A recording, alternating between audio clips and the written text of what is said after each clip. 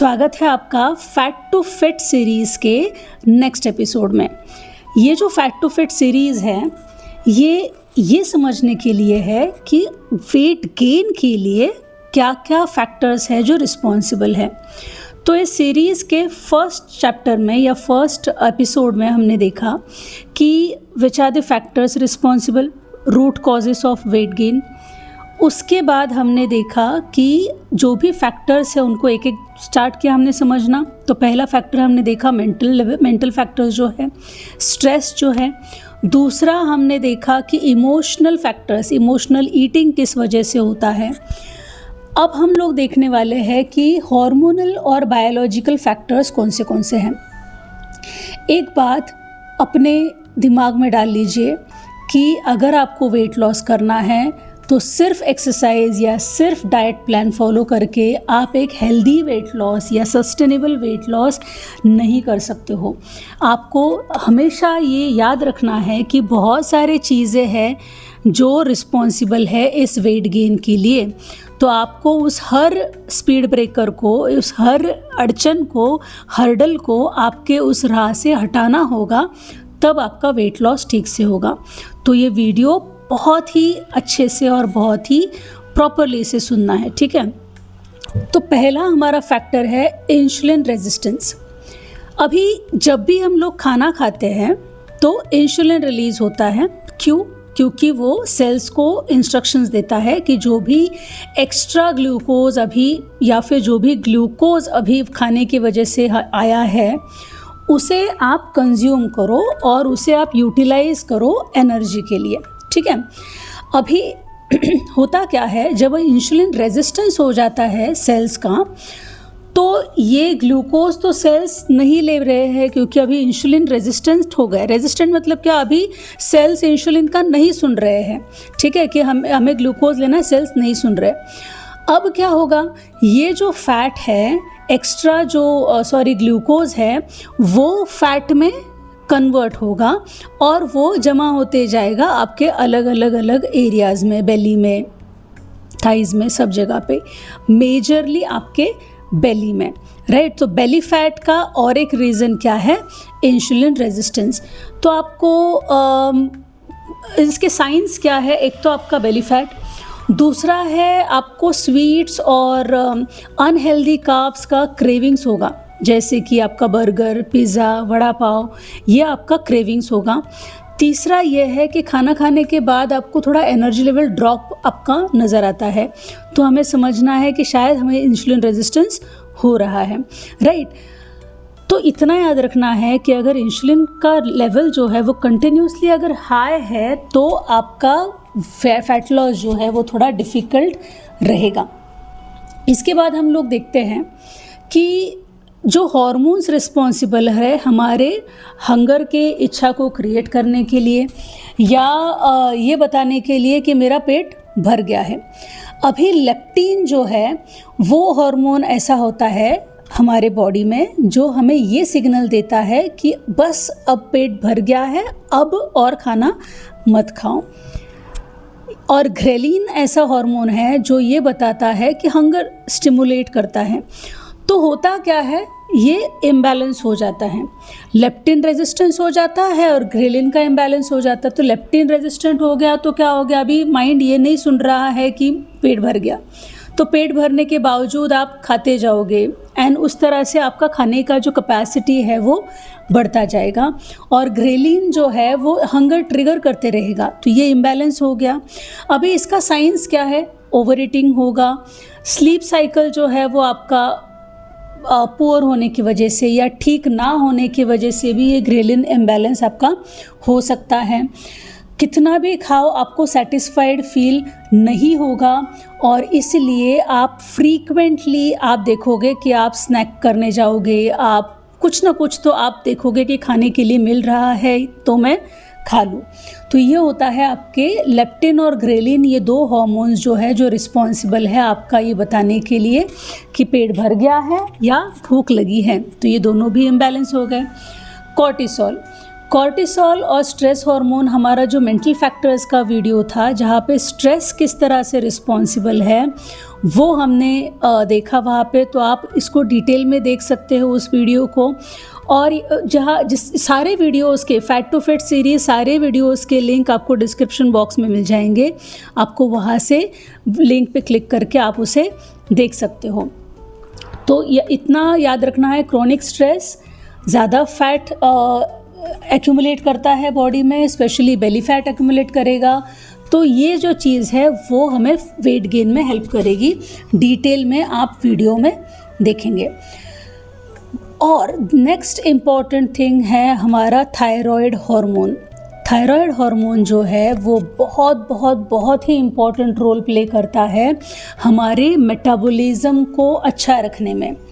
इसीलिए आप देखोगे कि अगर हाइपोथायराइड है तो वेट गेन होता है, और अगर हाइपर थायराइड है तो वेट लॉस होता है। हाइपोथायराइड में क्या होता है, थायराइड का फंक्शन कम होगा, आपका मेटाबॉलिज्म स्लो हो जाएगा, और जिसकी वजह से वेट गेन होता है। तो ये जो वेट गेन है ये बहुत ही उसको कोई रीज़न नहीं है, कोई अनएक्सप्लेन ही वेट गेन हो रहा है। आप काफ़ी बार आपने सुना होगा लोगों को, या आपका खुद का भी एक्सपीरियंस होगा कि हम लोग खाना तो इतना नहीं खाते हैं, आधी चपाती खाते हैं, लेकिन फिर भी वेट गेन होता है। तो ये सारा अनएक्सप्लेन रीजंस जो है वो थायराइड हार्मोन की वजह से भी हो सकते हैं। तो थायराइड हार्मोन का अगर प्रॉब्लम है तो आपको हेयर फॉल भी दिखेगा, आपको फटीग भी, बहुत थकावट सी महसूस होगी। तो ये सारे और एक साइंस है कि आपका थायराइड हार्मोन की वजह से आपको तकलीफ़ हो रही है। तो नेक्स्ट है आपके सेक्स हार्मोन जो है, जब उसमें आता है आपका ईस्ट्रोजन, प्रोजेस्टेरोन, टेस्टोस्टेरोन। तो ये सारे इम्बैलेंस अगर हो जाएंगे तब भी आपका जो वेट गेन है वो होता रहेगा और आप ठीक से उसे कंट्रोल नहीं कर पाओगे। तो वेट गेन जो हो रहा है, जो हार्मोन की वजह से हो रहा है, तो आपको पहले अपने हार्मोनल बैलेंस पे काम करना पड़ेगा बिफोर इसके कि आप आपके डाइट पे काम करो या आप आपके एक्सरसाइज पे काम करो। तो ये हार्मोनल इम्बैलेंस जो है वो करेक्ट करना पड़ेगा। अब उसके बाद आता है आपका पीसीओएस और पीसीओडी जो है वो रिप्रोडक्टिव हार्मोन्स का इम्बैलेंस जो है। अब इसमें इंसुलिन रेजिस्टेंस भी है, इसमें एंड्रोजन एक्सेस भी है, इसमें वेट गेन है, डिस्पाइट ऑफ डाइट कंट्रोल कर लो, कुछ भी कर लो, आपका वेट गेन यहाँ पे हो रहा है। और फैट स्टोरेज होता रहेगा स्पेशली आपके एब्डोमिनल एरियाज़ में, ठीक है। तो ये आपका पीसीओडी पीसीओएस की वजह से है। उसके बाद हम लोग देखते हैं, ये अभी हो गए सब हमारे हार्मोनल फैक्टर्स, बराबर है। अब हम लोग देखते हैं कि हमारे बायोलॉजिकल फैक्टर्स कौन से हैं, और उसमें पहला आता है आपका गट माइक्रोबियम इम्बैलेंस। अब हमारे इंटेस्टाइन्स में कुछ ऐसे बैक्टीरियाज़ होते हैं जिन्हें हम लोग गुड बैक्टीरियाज़ बोलते हैं, जो बहुत बहुत ज़रूरी होते हैं आपके फूड को प्रॉपरली डाइजेस्ट करके आपके जो इंटेस्टाइन्स है उसका पीएच लेवल मेंटेन करेंगे, उसका जो एनवायरनमेंट है वो फ्रेंडली बना के रखेंगे कि आपका डाइजेशन प्रोसेस जो है वो बहुत अच्छा रहेगा। लेकिन अगर ये इम्बैलेंस हो जाता है तो अनहेल्दी बैक्टीरिया ज़्यादा बढ़ जाते हैं और फैट एब्जॉर्प्शन नहीं हो पाता है, इन्फ्लेमेशन होता रहेगा, इंसुलिन रेजिस्टेंस होता रहेगा, और हंगर जो है और मूड जो है वो बहुत ही फ्लक्चुएटिंग रहेगा, राइट। तो ये सारे होगा अगर आपके गट माइक्रोबियम जो है वो इम्बैलेंस हो जाता है। ये ट्रिगर किससे होता है? प्रोसेस्ड फूड अगर आप खाएंगे, एंटीबायोटिक्स का ओवर यूज़ करेंगे तो आपका गट माइक्रोबियम जो है वो बिगड़ जाएगा। और अगर आपका फाइबर में, आपके डाइट में फाइबर्स ठीक से नहीं है तो आपको ये समझ में आएगा कि गट का जो बैक्टीरियाज़ है उनका इम्बैलेंस हो गया है और इसी वजह से आपको सारी तकलीफ़ें हो रही हैं। उसके बाद इन्फ्लेमेशन एक साइलेंट वेट गेनर है।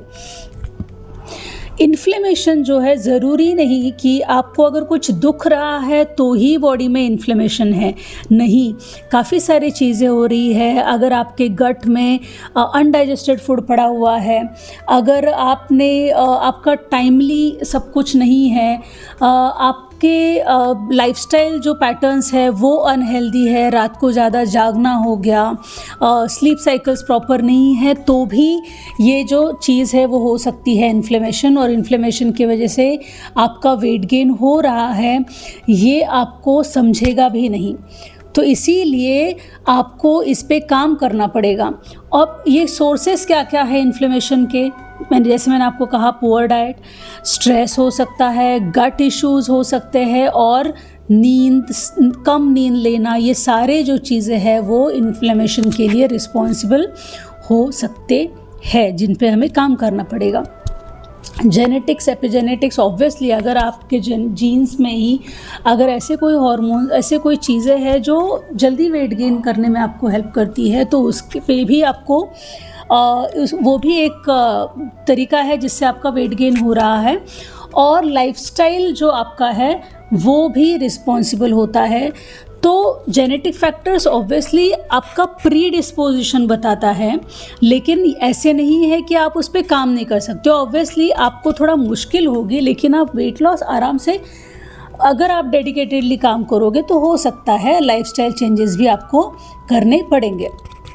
मसल लॉस, अब फैट्स अगर आपका बढ़ता जा रहा है, आपका फैट यूटिलाइज नहीं हो रहा है और मसल मास कम होता जा रहा है, तो आपका जो बेसिक मेटाबॉलिक रेट है वो भी कम होता जाएगा।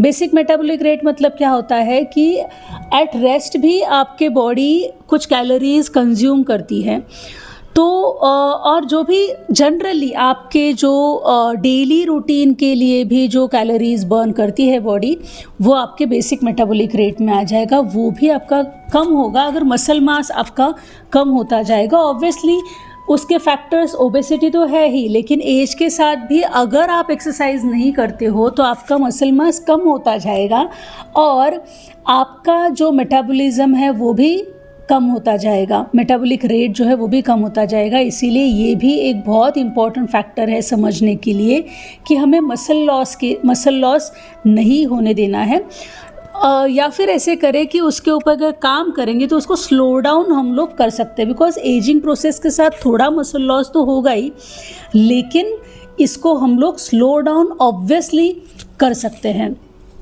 इसके बाद ये एक बहुत ही इंटरेस्टिंग सी चीज़ है, सेट पॉइंट थ्योरी। अभी ये सेट पॉइंट थ्योरी एक्चुअली है क्या, मान लो आपका वेट बहुत दिनों से 65-66 पे अटका हुआ है और आप वेट लॉस करने की कोशिश कर रहे हो। अभी इस बात से ना बहुत सारे लोग कोरिलेट कर पाएंगे।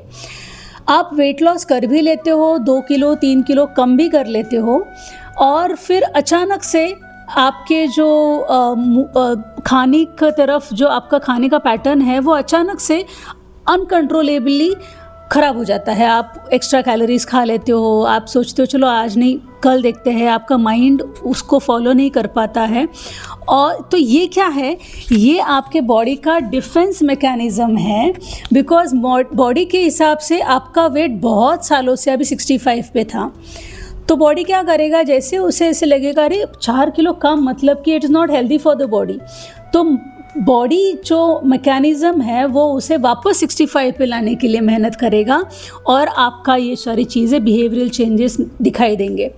तो ये ब्रेन का जो फंक्शन है वो समझना ज़रूरी है। अगर ये हम लोग कंट्रोल कर पाए तो ये जो सेट पॉइंट है ये हम लोग चेंज कर सकते हैं।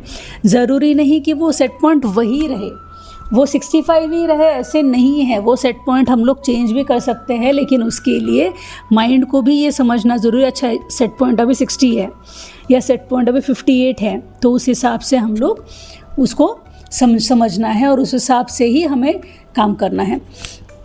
अभी इसके बाद आता है मेडिकेशन। अभी कुछ मेडिसिन्स ऐसे होते हैं, स्टेरॉइड्स हो गया, आपके एंटी डिप्रेसेंट्स हो गए, इंसुलिन के कुछ चीज़ें हैं, बीपी के मेडिसिन्स है, या फिर आपके साइकोलॉजिकल अगर आप कोई ट्रीटमेंट ले रहे हो तो वो जो मेडिसिन्स हैं वो सारे भी आपके वेट गेन में रिस्पॉन्सिबल है। लेकिन ये जो फैक्टर है आपको डॉक्टर्स के सलाह से ही इस पे काम करना होगा। ऐसे नहीं है कि भाई वेट गेन हो रहा है इसकी वजह से, ज़रूरी नहीं है। जैसे मैंने कहा एक ही फैक्टर रिस्पॉन्सिबल नहीं होता है, बहुत सारी चीज़ें होते हैं। इस फैक्टर को अगर आपको कंट्रोल भी करना है या आप कुछ करना चाहते हो तो आपको आपके डॉक्टर से बात करनी है, उनसे जानना है कि जो भी मेडिकेशंस वो दे रहे हैं वो उनके वजह से तो वेट गेन नहीं है। उसके बाद ही आप ये फैसला लोगे। इस टाइप के लिए ये जस्ट मैंने इसलिए इंक्लूड किया क्योंकि ये एक फैक्टर है वेट गेन के लिए, ठीक है। उसके बाद आता है माइक्रो न्यूट्रिएंट डेफिशिएंसी। अगर आपका विटामिन डी डेफिशिएंसी है, जिंक, मैग्नीशियम और आयरन का डेफिशिएंसी है तो आपको वेट गेन हो सकता है। आपको हमेशा एनर्जी लेवल्स कम दिखेंगे, इनएक्टिविटी होगी और ये सारी चीज़ें आपको वेट गेन की तरफ ले जाएंगी। एजिंग बायोलॉजी, अगर आप अभी जैसे मैंने कहा आपका एज जैसे जैसे बढ़ता है वैसे वैसे आपका मेटाबॉलिक रेट भी कम होता है, इसीलिए ये एक फैक्टर है कि आपके एज के साथ आपका मेटाबॉलिक रेट कम हो रहा है और आपका वेट गेन हो रहा है। लेकिन ये कोई डिफ़िकल्ट चीज़ नहीं है कंट्रोल करना।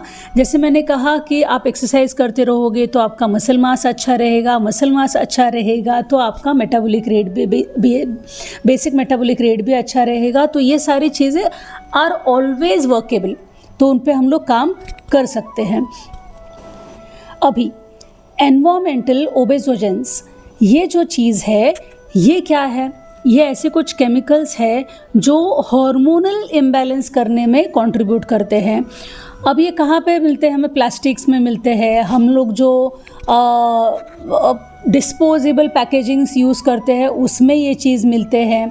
तो इसीलिए आपको ये सारे फैक्टर जो है वो ट्रिगर करते हैं आपके वेट गेन को। इसीलिए जितना पॉसिबल होगा उतना आप जब पार्सल लाते हो तो हो सके तो आप अपने स्टील के टिफ़िन्स लेके जा सकते हो या फिर आप वहीं बैठ के खा लीजिए। जितना हो सके प्लास्टिक का यूज़ कम करना है खाने के लिए। गरम खाना कभी भी प्लास्टिक में यूज़ करना नहीं है। काफ़ी बार थैली में पैक करके हम लोग गर्म चाय लेके आते हैं और फिर वो चाय पीते हैं, वो भी डेंजरस है। गर्म खाना प्लास्टिक सिल्वर फॉइल्स में वगैरह भी पैक करके आते हैं। तो ये सारी चीज़ें अनहेल्दी है जो नहीं होनी चाहिए। अभी हम लोग ये देखेंगे कि मैनेज कैसे करना है। तो अभी हार्मोनल फैक्टर्स को मैनेज कैसे करेंगे? First principle, hormone forcefully respond नहीं करेंगे। आपको एक रिदम क्रिएट करना पड़ेगा बॉडी को, आपके माइंड को एक साइकिल सेट करना पड़ेगा जिसके वजह से बॉडी ये समझ पाए कि अच्छा ये बायोलॉजिकल क्लॉक है हमारा। बायोलॉजिकल क्लॉक मतलब क्या होता है? आपने अगर ये महसूस किया होगा कि जब आप समझो अगर आप कभी 6 बजे उठते हो सुबह, काफ़ी सालों से आपका रूटीन है तो आपको किसी अलार्म की ज़रूरत नहीं है, वो अपने आप ही आप 6 बजे उठ जाते हो। तो ये आपका बायोलॉजिकल क्लॉक है कि आप किस हिसाब से खाते हो। आपको आपके खाने के टाइम पे ही भूख लगेगी, तो ये बायोलॉजिकल क्लॉक है। इसीलिए अगर ये सारी चीज़ें आपको ठीक रखनी है तो माइंड का बायोलॉजिकल क्लॉक जो है वो आपको ठीक रखना पड़ेगा। रेगुलर इंटरवल्स में आपको खाना पड़ेगा। कांस्टेंट स्नैकिंग कर रहे होगे तो वो अवॉइड करना है आपको।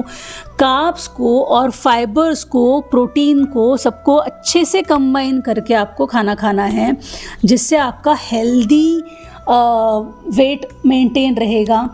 और जब भी आप खाना खाओ तो धीरे धीरे खाओ। काफ़ी बार हम लोग क्या होता है, स्पेशली राइस कुछ है या सॉफ्ट चीज़ ऐसे है जो हम लोगों को ऐसे लगता है कि उसे चबाने की ज़रूरत नहीं है, तो हम लोग क्या करते हैं, उसे राइस को लिया 1 2 3 गो इनसाइड, ये हो जाता है और हमारा जो है फूड जो है वो पूरा बारीक हुए बिना ही पेट में चला जाता है। अब पेट को दांतों का काम भी करना है और खुद का काम भी करना है, जिसकी वजह से अनडाइजेस्टेड फूड जो है वो ज़्यादा रह जाता है पेट में और अगेन इन्फ्लेमेशन एंड और सारी साइकिल जो है चालू हो जाता है। तो वो नहीं करना है, आपको धीरे धीरे धीरे धीरे बैठ के खाना है।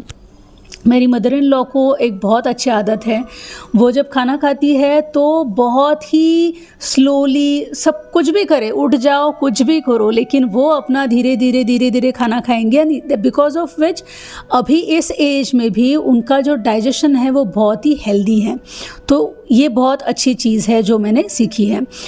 कॉर्टिसोल को मैनेज करना है तो भाई डेली ब्रीदिंग प्रैक्टिस करनी पड़ेगी, स्ट्रेस लेवल्स मेंटेन रखने पड़ेंगे, अपने आप को पॉजिटिवली हील करना पड़ेगा, मेंटल स्ट्रेस जो है वो कम करना पड़ेगा, तो कॉर्टिसोल आपका काम करेगा।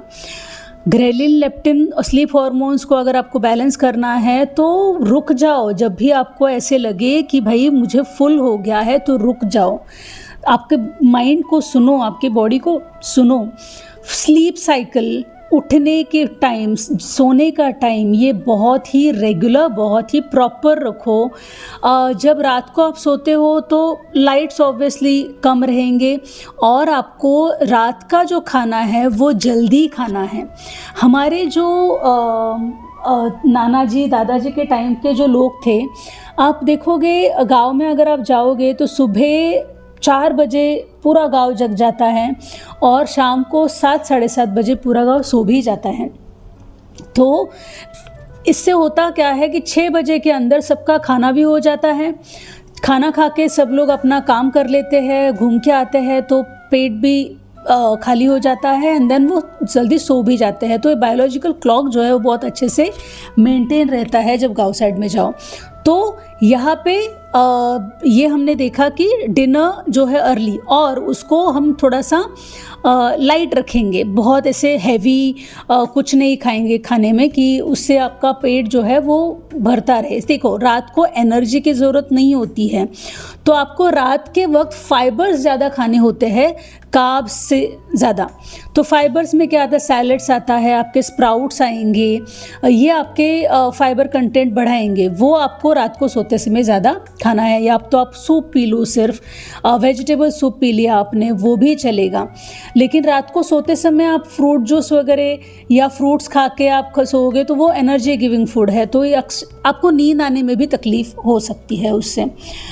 अब हमारा थायराइड अगर मेंटेन करना है तो एक्सट्रीम कैलोरी रिस्ट्रिक्शंस जो है वो आपको यहाँ पे नहीं करना है। अगर आप वेट लॉस करना चाहते हो, अगर आपका बेसिक मेटाबॉलिक रेट या बेसिक कंजम्पशन अगर आपका समझो मान लो 1800 कैलोरीज़ है, 1000 कैलोरीज़ है, 2000 का जो भी बेसिक आपका है, उसके ऊपर आपको थोड़े कैलोरीज़ कंज्यूम करने हैं। लेकिन अगर आप बोलोगे कि चलो मेरा डेली रिक्वायरमेंट अगर इतना है, मैं बहुत ही कम खाऊंगा, सिर्फ 500 ही कैलोरीज़ खाऊंगा, तो फिर वो नहीं चलेगा। आपके बॉडी थोड़ा कंफ्यूज हो जाएगा कि एक्चुअली हो क्या रहा है, राइट। अब हम लोग देखेंगे कि जो हार्मोन्स है, सेक्स हार्मोन्स है, जिसकी वजह से पीसीओएस, मेनोपॉज और टेस्टोस्टेरोन, ये सारी चीज़ें जो है इम्बैलेंस हो रहा है हमारा, तो इसके लिए पहली और सबसे इम्पॉर्टेंट चीज़ है आपका ब्लड शुगर मेंटेन रहना, जो आपको प्रॉपर आपका जैसे साइकिल आप क्रिएट करोगे तो होगा। मसल्स बिल्ड करने हैं जिसके लिए आपको थोड़ा सा वेट ट्रेनिंग के एक्सरसाइज करने हैं, और पहले प्रॉपर रेस्ट और इमोशनल रेगुलेशन, ये 2 चीज़ें आपको प्रैक्टिस करनी है। अब अगर हमें देखना है कि हमारे इन्वायरमेंटल फैक्टर्स को मैनेज करना है, तो गट जो माइक्रोबियम है और इन्फ्लेमेशन है, इसको अगर आपको ठीक से रखना है तो आपको फाइबर रोज़ आपके खाने में इंक्लूड करना है। बीट रूट है, गाजर है, कुकुम्बर है, या आपका मूली हो गया, ये बहुत ही इफ़ेक्टिव चीज़ें हैं। आपके स्प्राउट्स आप ले सकते हो जिसमें प्रोटीन कंटेंट भी आपको मिल जाता है। मोर होलसम फूड खाइए। आपको कोई भी प्रोसेस्ड कार्ब जैसे प्रोसेस्ड फूड नहीं खाना है, आपको जितना हो सके आप उतना होल फूड खाना है, और सीजनल फूड ज़्यादा खाना है। इसीलिए देखो, मैंने एक मॉर्निंग ड्रिंक जो बोली है वेट लॉस के लिए या इन्फ्लेमेशन कम करने के लिए, इस सीज़न के लिए, इसका लिंक भी आपको इसमें मिल जाएगा डिस्क्रिप्शन बॉक्स में। तो वो उसमें मैंने कैरी का इस्तेमाल किया है, जो आपको फ़िलहाल जो सीजनल फूड है वो ज़्यादा बेनिफिशियल होगा, ठीक है। स्ट्रेस मैनेज करना है, और अननेसेसरी जो एंटीबायोटिक्स ले रहे हो आप उसे अवॉइड करने हैं, ठीक है। स्पिरिचुअल आइडेंटिटी लेवल सजेशंस है। देखो क्या होता है ना, काफ़ी बार हम लोग हमारे बॉडी को निग्लेक्ट कर देते हैं, तो वो नहीं करना है। आपकी बॉडी आपका एनिमी नहीं है, आपका फ्रेंड है, वो आपको समझना है। तो इसीलिए जब भी आप उठते हो तो आप कुछ पानी पियो, मॉर्निंग ड्रिंक्स यूज़ करो, रात को सोते समय आप स्किन केयर कर सकते हो। जहाँ पे आप फेस वॉश कर रहे हो, नहाओगे तो सबसे अच्छा है अगर फेस वॉश कर लिया, टोनर यूज़ कर लिया, स्किन केयर। अभी फीमेल्स को तो बताने की ज़रूरत ही नहीं है स्किन केयर के बारे में, तो आप वो सारी चीज़ें कर सकते हो। सेल्फ केयर जब आप करते हो तो ये बॉडी अवेयरनेस, सेल्फ अवेयरनेस जब होता है तो आपको एक बहुत अच्छा रिज़ल्ट मिलता है। आपके खुद की बॉडी को आप रिस्पेक्ट करने लग जाते हो, तो ये बहुत ज़रूरी है। तो ये सारे फैक्टर्स जो है वो हमें याद रखना है। स्क्रीन पे जो भी है आपका पहला मेरा स्क्रीन, और ये स्क्रीन आप स्क्रीन पे जब भी मैं ये रिफ्लेक्ट करती हूँ, आप एक स्क्रीनशॉट निकाल सकते हो, याद रख सकते हो कि भाई ये सारी चीज़ें हैं जो हमें रिज़ल्ट दे सकती है और हमें इस पे काम करना है, ठीक है। तो ये थे आज के हार्मोनल एंड बायोलॉजिकल फैक्टर्स। अब करना क्या है, मेरे जो फैट टू फिट सीरीज़ के व्यूअर्स हैं उनको पता है कि हमने एक डायरी मेंटेन की है, उसमें ये सारा कुछ लिखा हुआ है और हम लोग उस पे ऊपर काम कर रहे हैं। अब हमारे एक फैक्टर पे हम लोग काम कर रहे हैं। नेक्स्ट जो हमारा फैक्टर है वो है हमारा स्लीप साइकिल जो है, उसके वजह से क्या प्रॉब्लम हो रहा है और उसके वजह से हमने कौन सी चीज़ें हैं जो अफेक्ट करती है और उसे कैसे हम लोग कंट्रोल कर सकते हैं, ठीक है। तो हम लोग मिलते हैं नेक्स्ट वीडियो में। उसके पहले मैं एक बहुत ही इम्पॉर्टेंट और बहुत ही इंटरेस्टिंग सा वीडियो डालने वाली हूँ, वो है आपका रेस्पिरेशन के ऊपर, कि कैसे आप एक हेल्दी रेस्पिरेशन के थ्रू आपका जो बॉडी का जो साइकिल है वो आप अच्छे से मेंटेन कर सकते हो। तो मिलते हैं हमारे नेक्स्ट वीडियो में। Thank you, bye bye, take care and complete dedication. Thank you.